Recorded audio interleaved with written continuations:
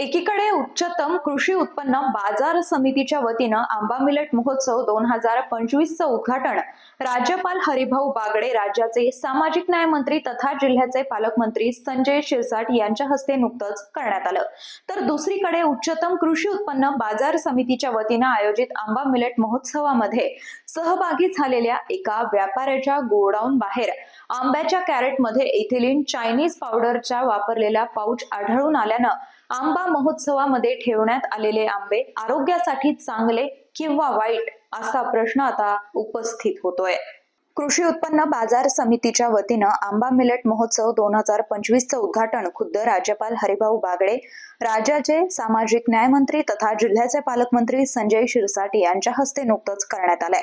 सदर ठिकाणी विक्रीसाठी आणलेली फळं पिकवण्यासाठी एका व्यापाऱ्यानं अत्यंत घातक असलेल्या चायनीज पावडर आणि इथिलीन स्प्रेचा ठरवून दिलेल्या प्रमाणापेक्षा अधिक जास्त वापर केला असल्याची धक्कादायक माहिती समोर आली आहे। आंबा महोत्सव आयोजित केलेल्या उच्चतम कृषी उत्पन्न बाजार समितीच्या कार्यालयाच्या मागील बाजूस हे पाऊच आढळून आले आहेत।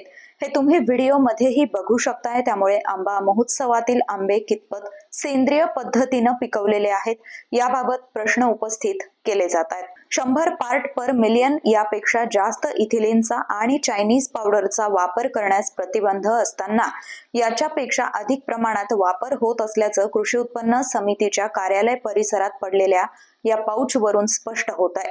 छत्रपती संभाजीनगरच्या कृषी उत्पन्न बाजार समितीच्या फळांचा मोंढा दररोज भरतो।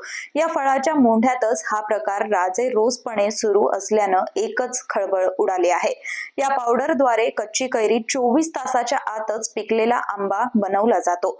त्यामुळे सदर ठिकाणी विक्रीसाठी येणारे ही टवटवीत फळं कर्करोगासारख्या आजाराला निमंत्रण देत असल्याचं पाहायला मिळतंय।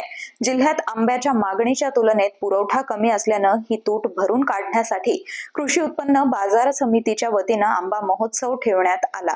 मात्र आंबा पिकवण्याच्या पद्धतीबाबत विचारणा केली असता कृषी उत्पन्न बाजार समितीचे सभापती डॉक्टर राधाकिशन पठाडे आणि सचिव शिरसाट यांनी जबाबदारी आमची नसल्याचं उत्तर दिलंय।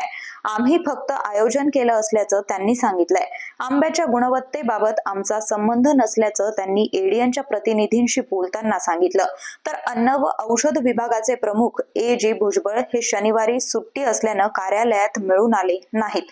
त्यामुळे आंबा महोत्सवातील आंब्याच्या गुणवत्तेबाबतही प्रश्न अनुत्तरित आहे। ही बातमी तुम्हाला कशी वाटली कमेंटमध्ये जरूर कळवा आणि आमच्या चॅनलला लाईक, शेअर, सबस्क्राईब करायला विसरू नका।